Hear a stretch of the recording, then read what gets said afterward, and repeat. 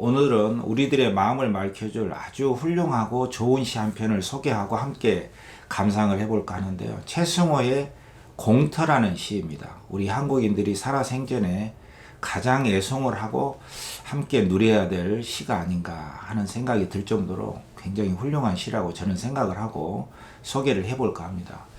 아마 무너뜨릴 수 없는 고요가 이 공터를 지배하는 왕일 것이다. 빈 듯하면서도 늘 무엇인가로 가득 차 있다. 공터는 그들의 늙고 시들매 말이 없다. 하늘의 빗방울에 자리를 바꾸는 모래들. 공터는 흔적을 지우고 있다. 이런 그 뛰어난 구절들이 곳곳에 숨어 있는 훌륭한 시인데요. 짧은 시 속에 어떠한 그 삶이라든가 죽음에 대한 문제들. 만약에 우리에게 두려움이 있다면은 그런 두려움에 대해서 또 우리에게 삶에 힘이 필요하다면 그 삶에 어떤 힘을 얻어야 할 것인지 그것에 대해서 압축적으로 잘 보여주고 있는 훌륭한 시라고 생각이 들고요. 이 최승호의 공터를 함께 감상하면서 이 시를 지배하고 있는 이 공의 의미가 있습니다. 비어 있는데 거기에는 가득 차 있다.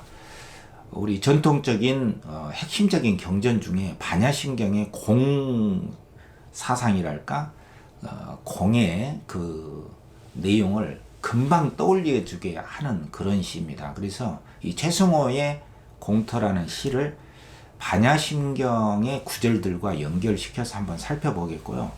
아울러 이 고요함 속에 그 움직임을 잘 드러내고 있는 시로서 고재종의 고요를 시청하다는 시도 짤막하게 설명을 하겠습니다. 그래서 이 짧은 영상을 통해서 우리들이 어떤 삶과 죽음에 대한 문제라든가 또 삶에 어떻게 힘을 얻을 수 있을 것인가 이 문제에 대한 힌트를 얻어갔으면 좋겠습니다. 이 최승호의 공터라는 시를 물론 어떤 그 사상이나 종교라든가 이런 것에 종속을 시켜서는 안 되겠지만 어쩔 수 없이 공터라는 이 말 자체가 비어있을 공에서 나온 것이기 때문에 이 공사상을 집약적으로 전달하고 있는 이 반야심경의 공을 노래한 시다. 이런 관점에서도 이해할 수가 있고요. 일단 이 공터라고 하는 이 비어있는 곳에서 충만하게 가득 차 있는 그것을 노래하고 있기 때문에 우리가 흔히 말하는 진공묘유, 진정한 공은 그 속에서 무엇인가를 끊임없이 생성해내는 것이다 라고 하는 이 공의 세계를 노래하고 있는 것은 사실이거든요. 이 공의 세계를 노래하려면 고요함의 눈으로 그 공의 세계를 관찰할 수 있는 어떤 지혜의 힘이 있어야 됩니다. 움직임도 있고 그 움직임 속에는 텅 비어있는 흔적 없는 삶이 있기 때문에 이 최승호의 이 공터를 반야심경하고 연결시켜서 한번 살펴보고자 하는데요. 먼저 이 최승호의 공터라는 시를 함께 감상을 한번 해보겠습니다.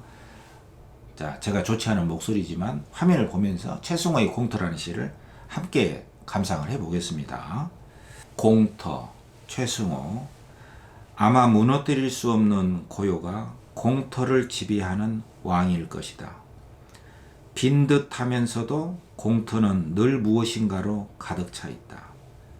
공터는 자는 바람, 붐비는 바람, 때때로 바람은 솜털에 쌓인 풀씨들을 던져 공터에 꽃을 피운다. 그들의 늙고 시들매 공터는 말이 없다. 있는 흙을 베풀어주고 그들이 지나가는 것을 무심히 바라볼 뿐. 밝은 날 공터를 지나가는 도마뱀, 스쳐가는 새가 발자국을 남긴다 해도 그렇게 오래가지 않을 것이다. 하늘의 빗방울에 자리를 바꾸는 모래들, 공터는 흔적을 지우고 있다. 아마 흔적을 남기지 않은 고요가 공터를 지배하는 왕일 것이다.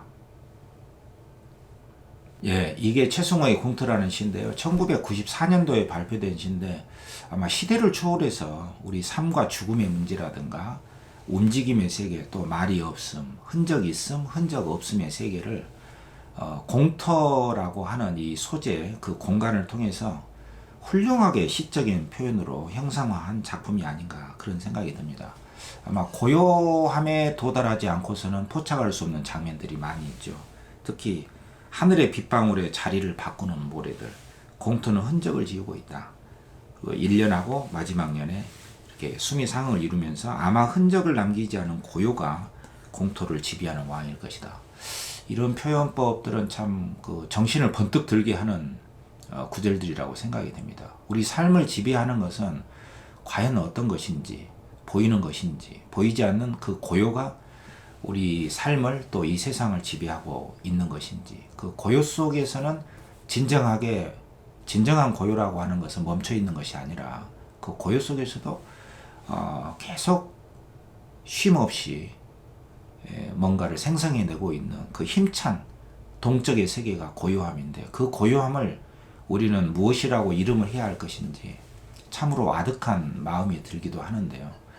우리의 삶이 다하는 날 그 이후에도 동적인 움직임이 있다면 그 세계 또한 고요함의 세계가 아닌가. 태초에 어떤 말씀이 있었다 이런 말도 있는데, 태초에 고요함이 있었다 이런 말을 해야 할 수 있지 않을까. 이런 시를 보면 그런 생각마저 들게 하는 그런 시입니다.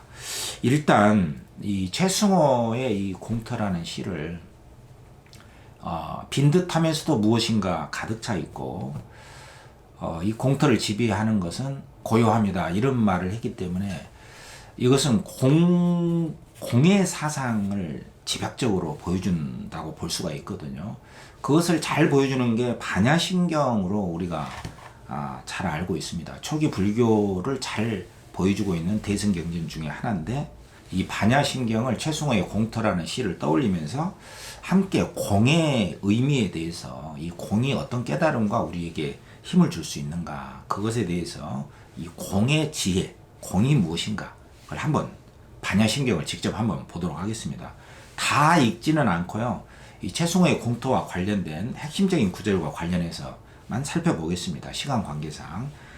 그 반야심경은 원래 그 제목이 마하반야 바라밀다 심경해서 그 마음의 세계, 공의 세계를 핵심적으로 보여주는 경전이다 해서 이런 제목을 달았고요. 처음은 이렇게 시작이 되죠. 관자재보살 행심 반야바라밀다시 조견 오온 개공 도일체 고액 이렇게 시작이 되는데, 관자재보살, 관세음보살이 사리자라고 하는 그 수행자에게 공이 무엇인가를 알려주는, 친절하게 지혜의 말씀을 던져주는 대목이거든요. 그래서 이 사리자에게 이 공이 무엇이냐에 대해서 이제 알려주는 대목이, 그 유명한 구절이 바로 이겁니다. 색불이공 공불이색 이렇게 나오죠. 그러니까 색은 보이는 물질 세계고 움직임의 세계라고 볼 수가 있거든요. 이게 물질계입니다. 그러니까 공토로 치자면은 이 공터에서 움직이는 그 온갖 것들이에요. 뭐 도마뱀도 있고 새도 있고. 근데 이 색이라고 하는 게 금방 사라진다는 거예요. 그러니까 고정된 실체가 없기 때문에, 움직이고 이동하고 변화하지 않는 것은 없기 때문에 이 물질은 곧 바로 비워진다. 이 공이라는 것이고요. 근데 이 공 속에는 완전히 뭐 물질이 없는 게 아니에요. 이 공은 또 색과 다르지 않다.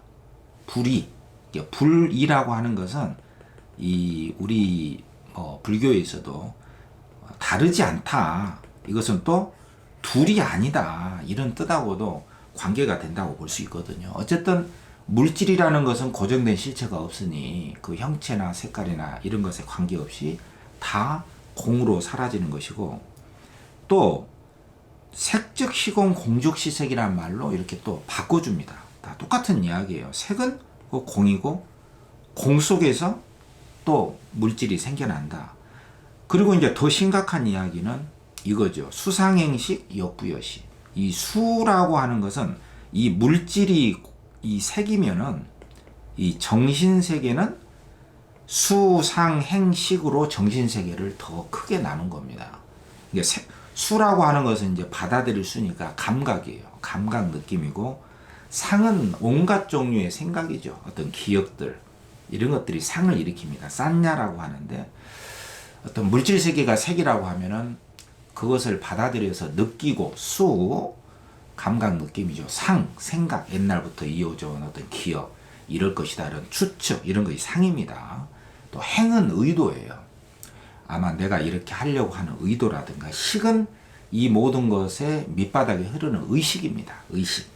이러한 정신세계도 역부여시. 이와 똑같다. 그러니까 있는 듯 하면서도 사라져버리고 또 사라졌지만 그 속에서 마음을 일으키는 거. 이게 삭즉시공, 공즉시색, 수상행식, 역부여시. 우리 정신세계도 이와 같다. 고정된 실체가 없는 가운데 생겨나는 것이다. 사리자야 시제법 공상. 이러한 모든 공에 관한 것은 바로 이거죠. 뭐냐? 공이 뭐냐? 공이란 무엇인가? 여기에 대해서 답변이 나오는 순간이죠. 관자재보살이 답변을 해주는데 공은 뭐냐면은 불생하고 불멸하는 것이다. 그러니까 이걸 이제 조건으로 해석을 하면 안 되겠죠. 불생하면 불멸한다. 생하지 않으면 멸하지 않는다. 그렇게 해석할 수도 있지만 공은 그런 게 아니고 그보다는 생하지도 않고 멸하지도 않은 거. 또 때구자예요. 때묻지도 않고 불구부정. 또 깨끗하지도 않은 거. 때가 묻었다고 할 수도 없고 깨끗하다고 할 수도 없고 또 부중불감. 증가하지도 않고 줄어들지도 않는 거. 그러니까 지금 현상계는 물질계나 우리 정신계는 계속 일어나고 사라지고 많고 적고 줄어들었다 늘어났다 맑다 깨끗하다 더럽다 뭐 좋다 이런 거 일어났다 사라졌다 하는데 진정한 공이라고 하는 것은 전체적인 차원에서 보면은 구름이 일어났다 사라졌다라고 하지만 그 구름이 일어났다 사라졌다 하는 것은 하늘이라고 하는 큰 공의 자리에서 보면은 일시적인 현상일 뿐이다. 그러나 완전히 없다고 할 수는 없는 것이고 고정된 실체는 없지만 현상적으로 움직이고 있는 것이다. 따라서 공이란 뭐냐? 불생불멸, 불구부정, 부중불감이다. 이러한 구절이 최승호의 공터하고 많이 닮아있죠. 그들의 늙고 시들매 말이 없다. 이게 공이라는 것이죠. 공. 늙고 시들매 말이 없다. 불생불멸, 불구부정, 부정불감. 그러기 때문에 시고로 공중무색 무수상행식. 공이라고 하는 것 속에는 현상적으로는 있지만은 그 속에는 진짜로 색이라고 할 만한 물질계도 없고 수상행식, 느낌, 생각, 의도, 어떤 의식들이라는 것도 영원히 있다고 할 수가 없는 것이다. 그리고 이제 더 심각한 거는 또 이렇게 나오죠. 무아니비설시니. 그러니까 눈이라든가 코, 귀, 혀, 몸, 또 어떤 뜻이라고 하는 이런 기관, 우리 정신작용, 이런 기관 자체도 사실은 없는 것이고 또 바깥에 있는 것들, 우리가 보게 되는 것들, 색성향 미촉법, 어떤 색깔이라든가 또 소리라든가 향기, 맛, 닿는 것들, 이 모든 것들 또한 외계, 바깥에 있는 경계, 육경이라고 하죠. 우리 안에 있는 육군이라고 하죠. 이게 육군이라고 하고 이게 육경이라고 하는데요. 바깥에 있는 것이나 우리 안에 있는 눈, 귀, 코, 혀, 이런 신체 접촉, 뜻을 일으키는, 생각을 일으키는 의근, 이런 것들마저도 사실은 있는 것 같지만 없다고 할 수가 있다. 그러니까 이 무라고 하는 것은 완전히 없다는 것은 아니에요. 실체적으로는 고정된 것은 없지만 현상적으로는 있기 때문에 이런 것이 사실은 해가 됩니다. 지혜가 되는 거예요. 그러면은 이 공이라고 하는 게 왜 지혜가 되냐라고 하면은요. 우리가 거기에 머물러 있고 거기에 얽매여서 그것이 괴로움을 낳는다면은 이것이야말로 집착이 될 수가 있거든요. 잡을 집, 들러붙을 착해서 이게 집착이 되기 때문에 거기에 들러붙어서는 안 된다는 것이죠. 왜냐하면 그건 고정된 실체가 아니다. 그 공이기 때문에 거기에 들러붙어 있을수록 우리의 고뇌는 커지고 우리가 괴로움을 당할 뿐이다 라고 하는 이 공이나 무가 곧 지혜가 되는 것이에요. 그 실체를 확 깨닫는 순간 그것은 이 공의 세계로 가기 때문에 이 공과 무가 그 자체가 지혜가 됩니다. 이 무 자체가 허무가 아니라 또 무한계 내지 무식계 했어요. 그러니까 안계라는 것은 우리가 보이는 물질계고요. 물질계도 없고 의식계도 없다. 또 나아가서 무무명 역무무명진 했어요. 그러니까 뭐 우리가 어리석다라고 할 것도 없고 이것만 알아버리면 무명 뭐 어리석다라고 할 것도 없고 또 무명진 무명이 다 했다라고 할 것도 없어. 그만큼 무를 강조한다는 것은 공의 세계를 알아야 된다. 내지 무노사 영무노사진. 그래서 우리가 뭐 늙어서 죽는다라고 할 것도 없고 원래 없었으니까. 원래 그 고요함에 공에서 왔기 때문에 생로병사라고 하는 그 움직임과 변화라는 것도 하나의 그 현상계일 뿐이지 근원적인 세계에서는 그 공의 세계에서 왔기 때문에 어떻게 보면은 늙음과 죽음이라는 것도 없고 늙음과 죽음이 무노사진 늙음과 죽음이 다함도 사실은 없는 것이고 무고진멸도 괴로움과 그 괴로움의 원인 괴로움이 다했다거나 그것을 소멸할 방법에 대해서도 있다고 할 만한 것도 없고 이런 사성제도 없는 것이고 무지영무도 이 지라는 것도 근원적인 차원에서 보면은 없는 것이고 얻을 바도 없는 것이다. 그냥 공의 이치만 알면 된다. 그래서 이무소득고 얻을 바가 없기 때문에 보리살타의 반야바람일다고 보리살타는 이 지혜를 추구하는 보리살타는 보살들은 반야바람일다에 의지해서 이 반야라고 하는 게 지혜입니다. 이 지혜가 곧 뭐냐면 공입니다. 공. 이 지혜가 곧 공이고 무죠. 이 공의 이치를 아는 거 현상적으로 움직이고 변화하지 않는 것은 없고 고정된 실체라는 것은 없고 이 공의 세계에서 우리가 왔고 그 고요함 움직임으로 가득 찬 그것들이 다 생성해내는 보리살타의 반야바람일다고 보리살타는 반야바람일다에 의지하여 이 보리살타는 지혜를 추구하는 수행자라고 볼 수가 있는데요. 이 보살들은 반야바람일다에 의지해서 살아간다 했는데 이 반야라는 게 곧 지혜잖아요. 반야 지혜입니다. 이 해 지혜인데 이 지혜가 다름 아닌 뭐냐면은 반야신경에서는 이 공이라고 볼 수가 있는 것이죠. 이 무입니다. 무. 공과 무로 여기에서 나와 있는 것이죠. 이 현상계나 현상을 넘어선 그 고요함의 적적함의 세계. 그래서 우리에게는 안개, 무안개 할 것 없이 바깥 우리 안에 있는 감각기관 이런 것들은 다 움직이고 지나가지 않는 것은 없다. 사라지지 않는 것은 없다.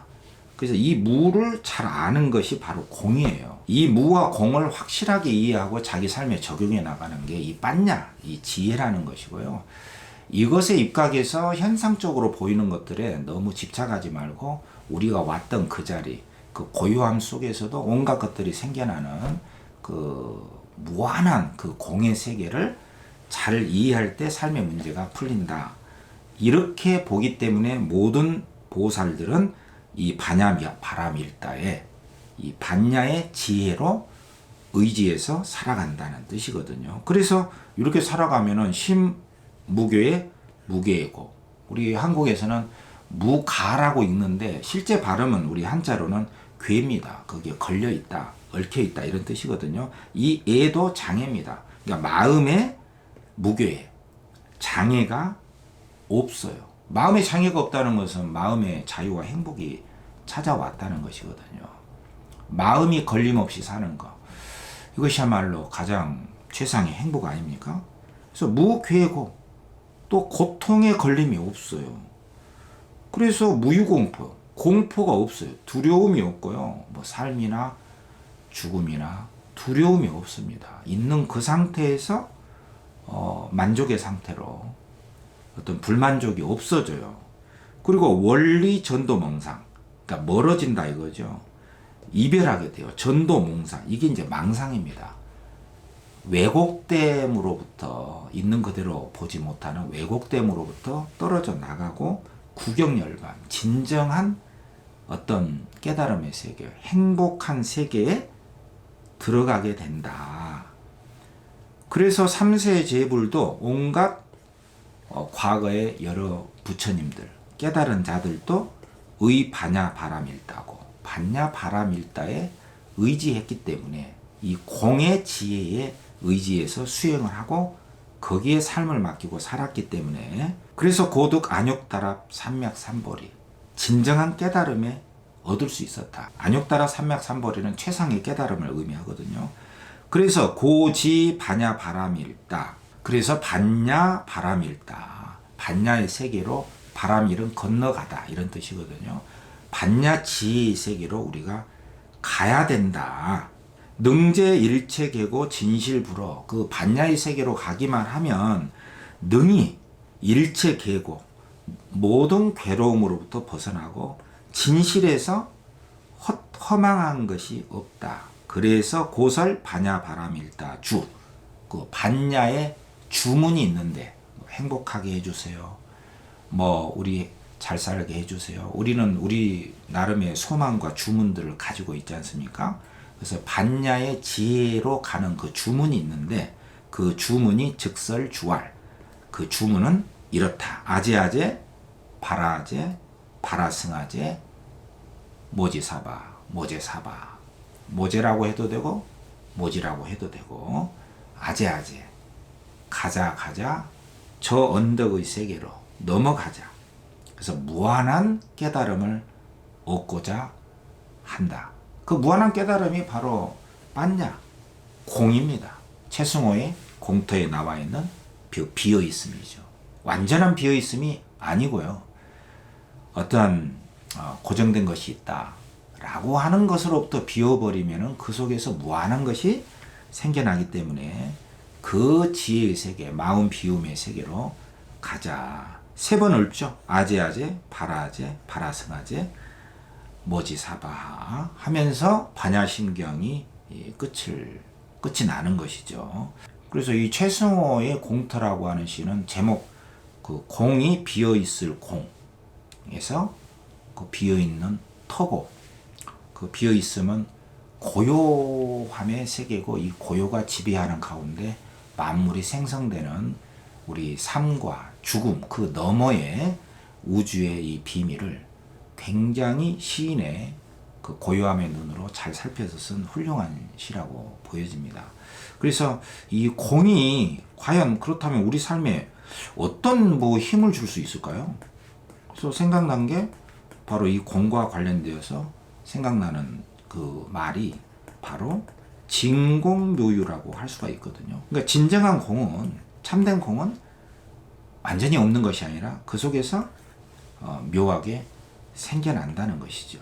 그러니까 이 공은 완전히 뭔가가 없어져 버린 그 허무가 아니라 내 마음에 얽혀 있는 것들, 두려워하고 있는 것들, 슬픔이라든가 이런 감정, 어떤 생각들, 어떤 욕구들, 내 마음을 얽어매고 있는 어떤 고뇌와 집착이 비워져 버리면은 그 속에서 무한한 에너지와 나를 살려주는 것들이 생겨난다는 뜻이고, 그것은 마음의 세계뿐만 아니라 이 물질계, 우주 전체에 적용되는 바로 그것이 진공묘유다. 그래서 이 진공묘유의 도리를 잘 깨닫고 내 마음에 적용을 하게 되면은 바로 여기서 힘이 생겨나고 오늘을 살아갈 수 있는 어떠한 말할 수 없는 벅찬 힘도 우리가 얻을 수 있지 않을까, 그런 생각이 드는 것이죠.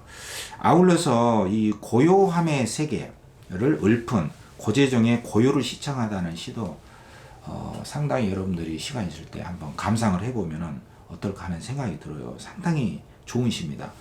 여러분들은 어떤 구절을 제일 마음에 와닿는지 모르겠지만 저 같은 경우는 이 이연이 가장 와닿았어요. 날아갈 것 같은 감나무를 누르고 앉은 동박새가 딱 한 번 울어서 넓히는 고요의 면적. 감잎들은 유정무정을 죄다 토설하고 있다. 여기서도 주인공이 바로 고요죠. 고요. 근데 이 고요함이라고 하는 것은 누가 알려주냐면은 동이 알려줍니다. 동, 움직일 동. 이 움직임. 동박새가 한번 우니까 거기에 비로소 고요함이 이 세계를 지배하고 있었다는 것을 알게 된다는 뜻이에요. 이 동박새가 한 번 울어서 넓히는 고요의 면적. 고요함을 공간화한 거죠. 고요함의 면적이라는 것은 우리 삶을 지배하고 있는 것인데 그 고요함의 광활한 면적은 새가 한번 탁 울음으로써 비로소 그 고요함의 면적을 알 수가 있다는 거예요. 그러니까 이 고요함을 알려면은 동을 알아야 되고 어떤 소리를 통해서야만이 고요함의 그 광활한 면적을 우리가 알 수가 있다는 것이죠. 이러한 구절들은 참으로 그 공의 세계, 진공묘유의 세계를 잘 묘파해낸 구절이 아닌가 하는 생각이 들고요. 이 시도 아울러서 한번 감상을 해봤으면 어떨까 하는 생각이 듭니다. 자, 이렇게 해서 오늘은 우리들의 마음을 맑혀줄 수 있는 훌륭하고 아름답고 좋은 시로서 최승호의 공터라는 시를 소개를 하고 함께 감상을 해봤고요.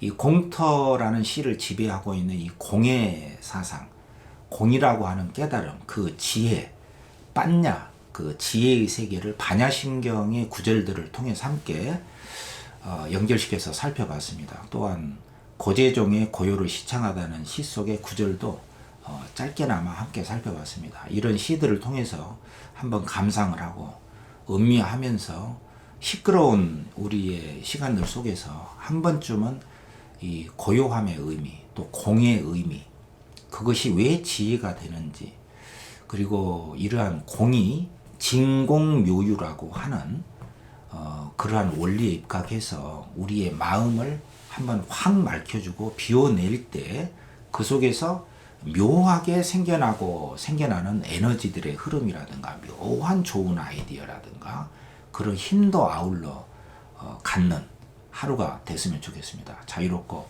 행복한 시간 되시기를 바라겠습니다.